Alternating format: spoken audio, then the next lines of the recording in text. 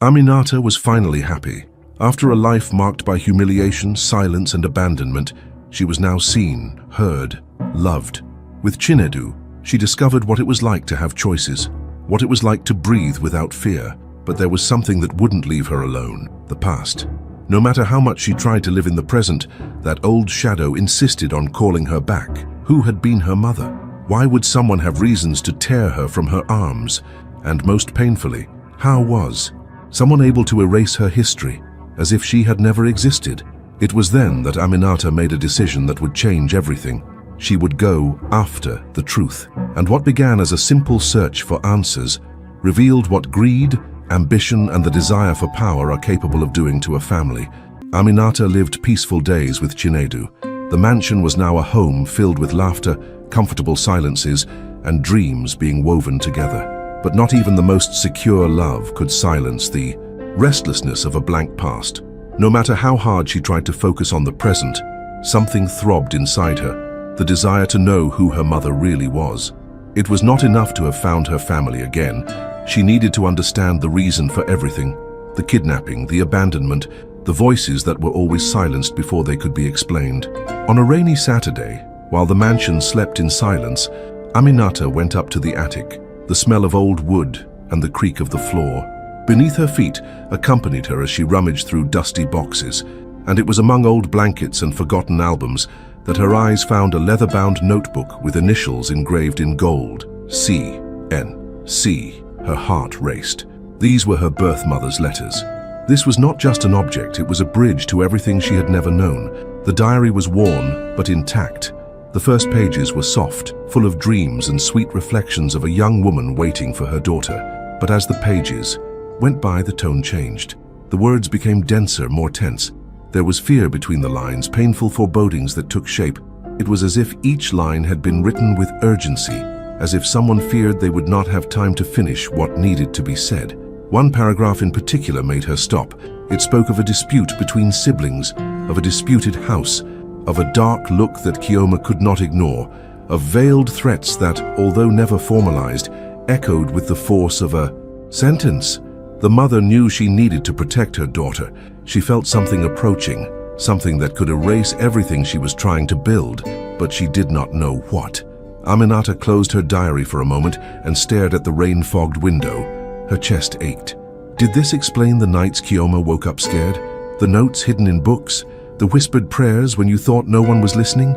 Nothing seemed more fragile than this woman who fought ghosts that no one took seriously. Returning to the final pages, a phrase stuck: "If something happens to me, it wasn't sadness. It was imposed silence." And then everything changed. Aminata knew that this was not just a diary of memories. It was a denunciation, a call for justice. The mother's story still had much to say, and Aminata was ready to listen. Sometimes it is in the echo of an old page that the truth screams loudest.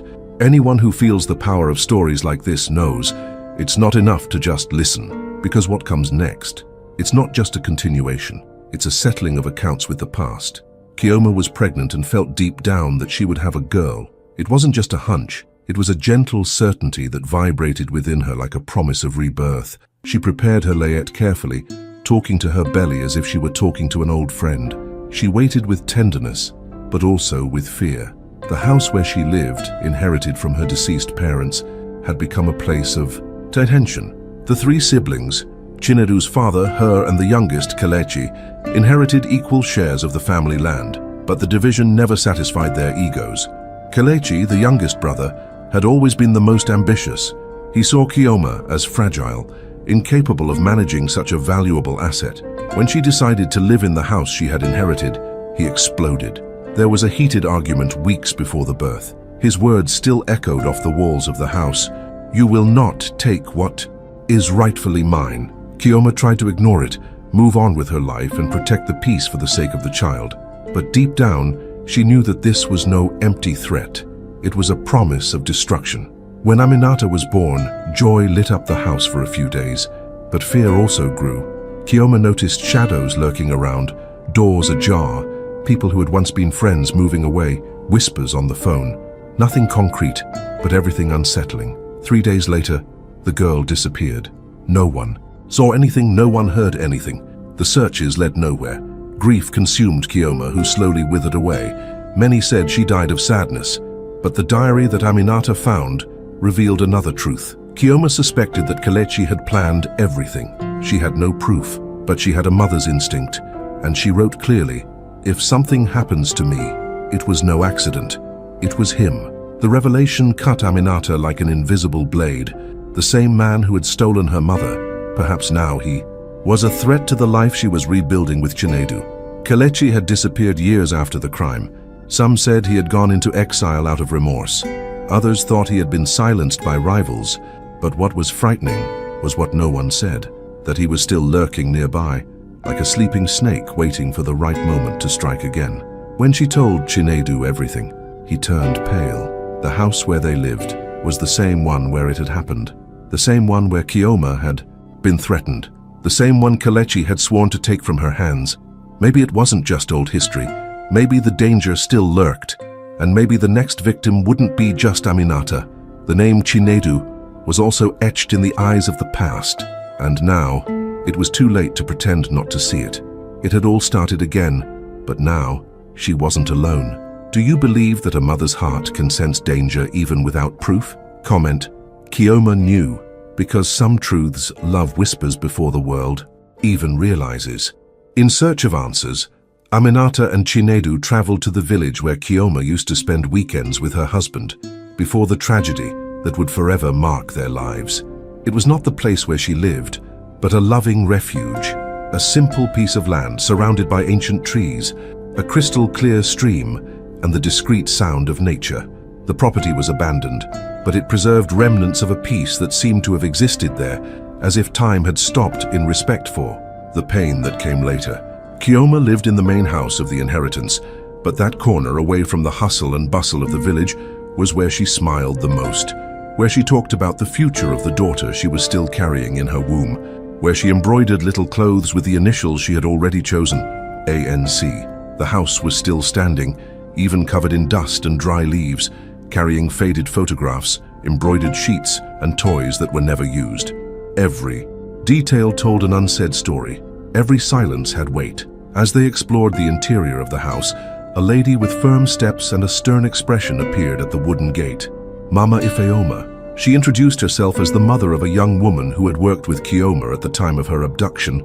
She said she had spent years waiting for the day when someone would return to seek the truth that her daughter did not have the courage to tell in life. With a choked but determined voice, Ifeoma began to tell the secret she had been carrying for decades. Her daughter had been lured by a man who promised her marriage and stability in exchange for a simple favor, leaving a door unlocked, pretending to be sick that day, and turning a blind eye to a commotion that would soon pass. The girl believed him. She thought she was helping someone important and that the child would be protected, but the deception was cruel. The marriage never happened, the money evaporated, and the guilt remained until her last breath. With tears in her eyes, Mama Ifeoma handed them an old wooden box that she had kept ever since. Inside were faded notes, pen notes, maps, and timetables, and a name, a middleman, the missing piece, someone who coordinated everything behind the scenes and bridged the gap between the mastermind's interests and the manipulated innocence of the young maid. Chinedu looked through the papers. The escape routes were there, the exact time of the diversion, the layout of the property, and the instructions for each step. Nothing had been improvised. What for years had seemed like a desperate kidnapping now revealed itself as a cold, meticulous, and cruel plan. The words in Kioma's diary were taking shape. She had never been paranoid. She was right. Mama Ifeoma said goodbye simply. She paid with her soul. Then she turned and walked to her balcony, where her eyes seemed to gaze into a past no one else could see. Aminata and Chinedu stood there for a while, listening to the wind. They said nothing. They didn't need to. They knew the next chapter of this story would be even darker, but now they had a direction. Aminata, her fingers clutching the intermediary's name against her chest, felt more alive than ever. Not for revenge, but for justice. And because for the first time she was not just a survivor, she was the heir to a truth that no one else would have the courage to bury. Aminata is searching for what she has never been told, and every step requires courage. Leave us a comment. Don't give up, Aminata. Your courage is the thread that sews together the memories that tried to tear. Keep going. You are closer to the truth than you think. Driven by the clues left by Mama Ifeoma, Aminata and Chinedu returned to the mansion with the small box of memories. It was night when they carefully opened the contents, as if each piece of paper inside were made of glass. Among the faded notes and letters with folded corners, one name appeared with almost ritual frequency: Tobena. Always written in haste, the signature was accompanied by coded words: liquidity, in exchange, guarantee, terms that sounded more like business than confession. It was becoming increasingly clear that this man was not just a messenger, he was an operator of silence, a facilitator of the kidnapping. The search for Tobena began with hope, but soon hit dead ends. Records disappeared, phones were disconnected, people who had once spoken now hurriedly closed the door. Some pretended not to recognize the name, others simply lowered their gaze as if listening to a ghost. It was as if someone was 2 steps ahead, covering the tracks before they could be reached, and that made it clear they were not just stirring up memories, they were poking a hornet's nest that was still active. For the first time, Aminata hesitated, not for lack of courage, but because of intuition. She felt that the truth had eyes, and I was watching her every move. One of the following nights, she found the drawer in her office rummaged through, the papers in disarray. No one in the house knew anything. It was a sign. The investigation was bothering her, and the closer they got to the heart of the plot, the more they realized that the story was not just a poorly healed scar. It was an open wound. Still, retreating was not an option. Kioma had kept the secret out of protection, not out of cowardice, but out of love. She had tried to protect herself, to protect her daughter, but she had been betrayed by the one she trusted most. Someone inside her own home had facilitated the kidnapper's entry, and this betrayal had eroded the little piece that remained. Aminata now understood that her mother had been silenced, not by fate, but by planned cruelty. It was too late to turn back, but too early to give up. Chinedu, seeing the tiredness growing in his companion's eyes, suggested that they take a break. But she replied firmly, "If this man was involved in what took my mother away from me, I will not rest until I know who he is." They returned to the village in search of any clues about Tobena. They went to old shops, revisited abandoned churches, and exchanged glances with people who carried more fear than memory. Answers remained scarce, but the feeling that they were being followed grew, and the question that remained was, how far was this secret willing to go to stay buried? Aminata knew there was more than just memories behind the secret. There was silence bought, fear planted, and someone willing to do anything to keep the truth hidden. Still, she decided to continue. And you? Would you have the courage to explore a dangerous past, even if it put your life at risk? Yes or no? Write in the comments. I would continue because, and share what would make you move forward or give up. Your story may touch someone who is also searching for answers. As Aminata reread the papers left by Mama Ifeoma, she noticed a recurring theme. Tobena's name appeared, alongside suspicious words like liquidity, guarantee, and in exchange. At first it seemed like just another minor figure in the confusing landscape of her origins, but when she cross-referenced the data with old records from the local agricultural cooperative, an unexpected connection emerged. Tobena had been Kelechi's employee long before he became close to Kioma's family. Not only that, but contracts signed by both men from years ago indicated covert business dealings that raised more questions than answers. It was as if a door that should never have been opened had swung open. The same man who had approached the young maid with empty promises of love and wealth now appeared with suspicious connections to Kelechi. No direct proof, no receipt signed in blood. But the traces were there, like footprints in damp earth, waiting for eyes keen enough to see them. Tobena seemed to be more than a misplaced piece. She was the link that connected the stolen past to the threatened present. Aminata, with her mother's diary still vivid in her memory, felt her heart tighten.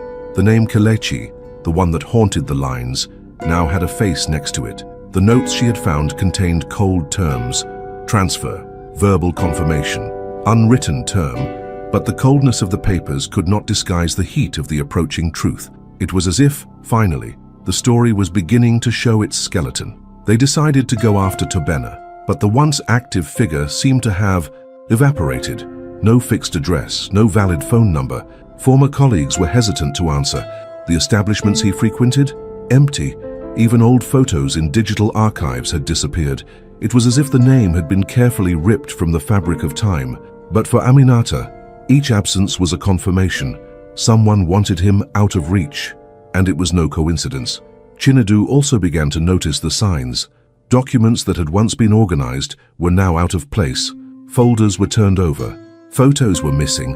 And most alarmingly, Kiyoma's diary, the one that had never left its locked drawer, had disappeared without a trace.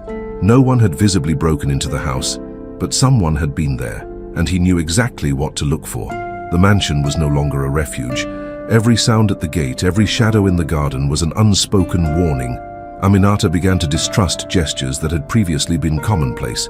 Chinedu, although more restrained, now went out armed with his own caution. There was a mood in the air, dense, suffocating, as if history no longer wanted to be unearthed, as if the past, even though silenced for so many years, was ready to react. But there was no stopping her. Her mother's name came to mind like a prayer. The tears Kiyoma had described in the old pages, the emptiness in her arms without her daughter, the lines written with so much pain, everything called for justice. Aminata was no longer just looking for answers. She was looking for peace, for honor, for liberation. And the further she went, the more she understood. It wasn't just about her. There were other silent voices in that village, other victims of silence, of greed, of betrayal disguised as family. And even if fear knocked on the door, even if with every step she felt the ground shake, the choice had already been made. Aminata decided to follow, even when everything seemed to want to silence her. If you also believe that the truth deserves to be heard, leave a heart in the comments and write what touched you most in that part of the story. Determined to follow through, Chinedu and Aminata decided to look for more evidence. The latest revelation reignited their urgency to find something definitive, something that could be brought to justice. They learned from old records that one of Kelechi's properties was relatively close by. It was their next destination. Kelechi's old estate was 2 hours from the village. Isolated, silent, it looked abandoned for years, but it still retained the arrogance of someone who believed everything was theirs. Chinedu and Aminata entered through a rusty side door with the help of an elderly caretaker who, in exchange for silence and security, agreed to show them what was inside. Inside, they found furniture covered in sheets, moldy papers, dusty personal belongings, and an entire bookcase of accounting records, nothing that directly linked Kelechi to the crimes. False documents, suspicious transactions, but no evidence mentioning Kiyoma, Aminata's disappearance, or any kind of confession. The clues seemed to evaporate before their eyes, as if time had been carefully manipulated to erase any traces. Frustration was setting in, but there was something that wouldn't leave his heart at peace. Why such an obsession with Kiyoma's house? Beautiful, yes. Old and full of history too. But Kelechi owned other properties, larger lands, more modern properties. Her house, however, had always been his target. Something about it didn't make sense, until the moment when the truth fell literally to the ground. As they rummaged through a desk in the back room, an old piece of paper slipped out of a drawer. It was a hand-drawn plan of Kiyoma's house, with a red outline highlighting the lower part of the building. At the bottom of the drawing was a discreet note: disguised access, underground level. Stapled to each side were 2 black and white photographs, images of raw blocks of gemstone glistening under artificial light. Chinedu's blood ran cold. Aminata clapped her hand over her mouth. The house wasn't just historic, it sat on a mine. Then it all made sense. Kelechi didn't just want the shell of the house. He wanted what was hidden beneath it, an inheritance that went beyond feelings or memories, a fortune disguised beneath colonial foundations. The obsession, the retaliation, the years of silence, they weren't about pride or family feud. They were about something much bigger and darker. In that discovery, every piece fell into place. Kiyoma, who had never sold her share, became an obstacle. Aminata's kidnapping, her mother's sudden death, the silences she had bought, everything seemed to revolve around that hidden mine. Greed was the driving force, the house the disguise, the truth buried like the minerals. But even with this revelation, the hardest part remained: proving it. No document directly linked Kelechi to the kidnapping. No confession, no official trail. They knew the motive, but they didn't have the mechanism. Aminata got up from the floor with the drawing in her hands. Her look said more than any words. They were close, but so was the danger. Now it was a race against time. Aminata discovered that the truth is sometimes buried deeper than it seems, and unearthing it takes more courage than one might think. If you also believe that justice needs to come to light, write in the comments, "The truth deserves light." Leaving the property with his heart racing and the evidence in hand, the unexpected happened. A loud bang cut through the silence of the road. A shot shattered the car's windshield. The bullet passed inches from Aminata and grazed Chinedu's arm. The shock was so great that the car almost swerved off the road, but he, with his hand bloody and the pain throbbing, held on tight to the steering wheel. There was no time to panic. He sped the car to the nearest police station as if their lives depended on it. And perhaps they did. At the police station, they were met by Ikemba, an experienced detective already known for dealing with old, intricate, and often dangerous cases that were too dangerous for the average person. He listened carefully, leafed through the papers, and analyzed the house's floor plan with trained eyes. When he got to the photos of the precious stones, his face darkened. There was something else there, something that could justify everything. "We need to make him move," Ikemba said, as he put a bandage on Chinedu's arm. "He doesn't know that you found out about the mine, so we'll set a trap to catch him. We'll pretend that you got scared after the bombing, and that's why you decided to sell the house quickly. We'll put out an ad saying that you're leaving town and that you're selling the property." The proposal was accepted immediately. Deep down, they knew that this was the moment to turn the tables. If Kelechi was still around and still coveted the house, he wouldn't be able to resist. 2 days later, the local newspaper discreetly printed the ad, "Old colonial property for sale below market value, urgent move out of state." A subtle line, but enough to nudge those who knew the real value of the property. The phone rang on the 3rd day. The voice was distorted, the name was false, but the intonation. Aminata felt a shiver run down her spine. It was as if the past had picked up the phone. "It's him," he murmured, and Chinedu and Ikemba's looks confirmed it. The meeting was scheduled for their own home, the same one where everything had begun to unfold. The plan was simple. Aminata and Chinedu would pretend to be showing the property to a potential buyer, while hidden civilian agents would monitor everything from inside and outside the house. Discreet cameras were installed. The trap was set. Now, we just had to wait for the mouse to appear. The gate creaked with a muffled click. The black car slowly parked in front of the house. A man got out, wearing sunglasses and a simple hat and dressed too casually for someone who was coming to close a $1 million deal. But the disguise could not hide his presence. His gaze was the same, hungry, calculating, the gaze of someone who had never forgotten what he wanted to have. Kelechi entered with firm steps. He looked at the house with disdain. He touched the frame of an old photo on the shelf and smiled, as if he had seen something he already considered his own. Chinedu, feigning surprise at seeing him, stepped forward, with an expression of indignation. "You," he said harshly, "I would never sell this house to you." Kelechi kept the cynical smile on his face. "I figured," he replied coldly, as he pulled out a gun with a quick and precise movement. Tensions mounted. The police, positioned at strategic points, tried to intervene, but Kelechi moved first. He grabbed Aminata by the shoulders violently, pressed the gun against her back, and quickly led her outside. The officers were unable to shoot. Her life hung by a thread. Chinedu screamed, tried to run after him, but Detective Ikemba held him firmly. "Let's go after him.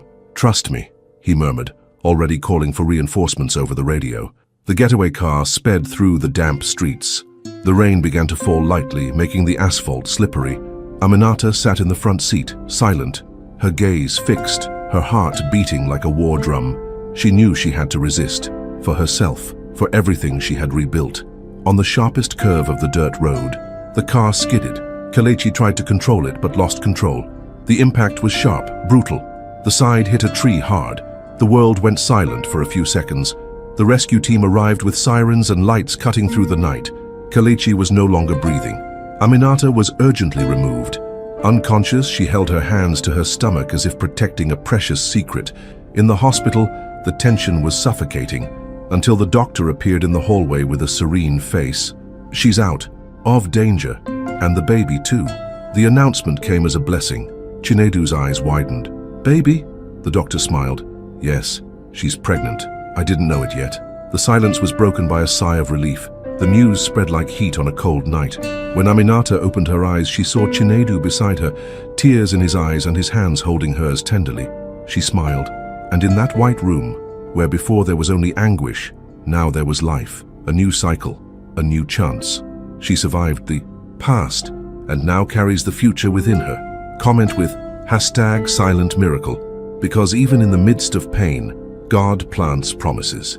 The news of the pregnancy brought an emotional silence to the hospital room. Chinedu held her hand more gently than ever, as if there lay not only the woman he loved, but the living legacy of everything they had faced. Pains that had scarred their souls, silent struggles, memories rescued with great difficulty. Aminata's womb now held not only a new life, but a promise that the story would not end in tragedy. Upon waking, his eyes moved slowly until they met Chinedu's. The surroundings seemed confused, the sounds of the heart monitor, the hurried footsteps of the nurses in the hallway. Everything sounded distant, but as soon as he heard the word baby, a tear fell, as if his soul had finally released the weight of years. "Oh, baby," he whispered, his voice hoarse. Chinedu nodded with a shy smile, trying to contain her emotion. She put her hand to her belly, still unable to understand how life could flourish in the midst of so much darkness. She felt pain, physical pain, emotional pain, the absence of her mother, the shadow of violence, the bitter taste of kidnapping, and now, the shock of the unexpected. But there was something different this time, the feeling that the cycle was changing. The recovery was slow. For days, the couple remained in seclusion, with full-time police protection. No one left, no one entered without authorization. The house became a fortress. However, outside those walls, the world was not waiting. The news about Kelechi had taken over the newspapers. The network of crimes that had been revealed was much larger than anyone imagined. Falsified documents, manipulated records, hidden transactions. But the most shocking was yet to come. Kioma's old house, the one where it all began, was inspected by the authorities and quickly became headline news. Beneath the ground lay a dormant mine, never officially registered. A fortune hidden for years, right under the feet of those who mourned the loss of a daughter. That house, which had once been a symbol of mourning and resistance, now became the landmark of a belated victory for justice. And with that, Kioma's name finally gained the reverence it always deserved. Aminata watched the news with teary eyes. She felt as if her mother were there somehow, seeing everything, as if each revelation cleared her name before the world, and what's more, as if the baby she now carried was part of that reparation, a new beginning, a continuation.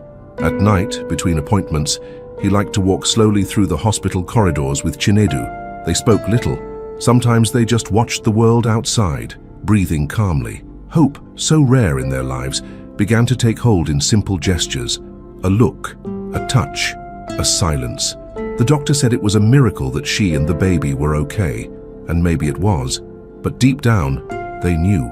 Miracles don't just come from the sky. Sometimes they're born from the courage of those who decide to face the truth, even when everything around them tells them to back down. Part 8. The name that carries promise. The news of the pregnancy fell over the house like a soft light after a storm. There were no more sirens, shouts, or threats, just the sound of a quiet heartbeat coming from the monitor next to the bed. Chinedu held Aminata's hand as if he were holding a miracle. She opened her eyes slowly, and before another word could be said, the doctor said, "You're fine and you're expecting a baby." She blinked a few times, trying to understand if it was a dream or reality. The pain was still there, in her body and soul, but now there was something else. Life. Life that no one expected. Life that seemed to have been planted right there, in the place where so many had tried to erase its roots. And when she heard the word baby, something inside her broke and remade itself at the same time. She didn't know whether to cry out of fear or joy. Maybe it was a little bit of both. The days that followed were of chosen silence. Chinedu's house became a refuge. The police presence was constant but discreet. The press knocked on their doors, but the couple kept to themselves. The truth, after all, was already out there. Kelechi had been exposed. His crimes were being investigated. The story that had been hidden for years was now spread across radio stations, headlines and conversation circles in markets and squares. Kioma's old house, once forgotten, was now a symbol of memory and justice. But even with all this, something still bothered. A question whispered when everything was silent. The most intimate question of all, who am I? Aminata always knew that the name she carried was given to her by others, a name imposed on her in a childhood filled with absences and doubts.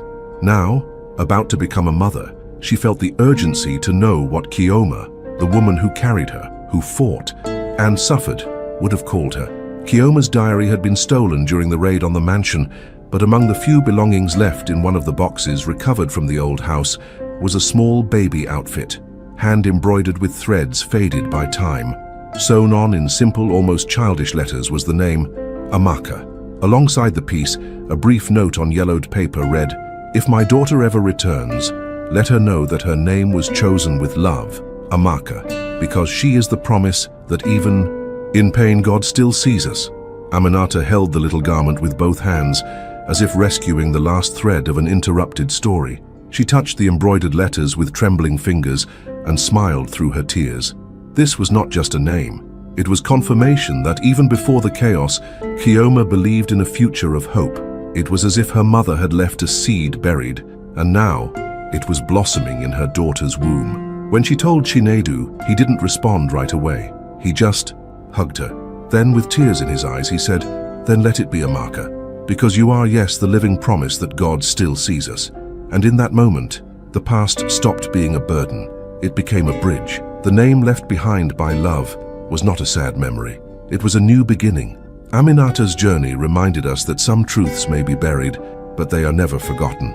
And when love insists, even a name becomes an answer. But don't leave just yet. The channel is just beginning to reveal stories that touch the soul. Click on the next video because a new emotion is already waiting for you. Subscribe, activate the bell, and take a deep breath. What's coming next is unforgettable. See you there.